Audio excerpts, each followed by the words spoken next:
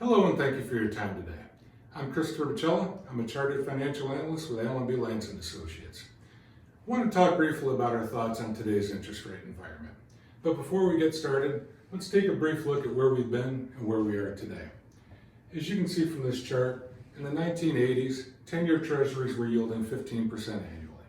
It was a great time to be a saver. You could do very well on your investment portfolio while still taking very little risk. Unfortunately, rates began a 5-decade downtrend, and the longer-term average has been about 5% for treasuries.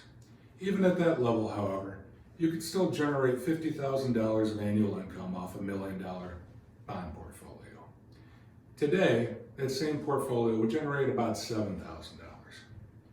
As a result, many are finding it difficult to fund their retirement by investing in traditional fixed income vehicles such as investment-grade corporate bonds or even high-yield bonds, which are now starting to yield about 3%.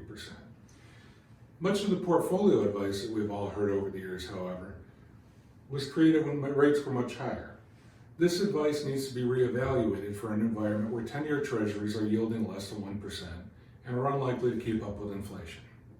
So, does your asset allocation take today's interest rate environment into account? If you're using target date funds, the answer is probably going to be no. Interest rates have never been this low before, so back testing and Monte Carlo simulations don't factor these rates in. Even though the stock market is nearing all-time highs, we're still finding attractive investment opportunities.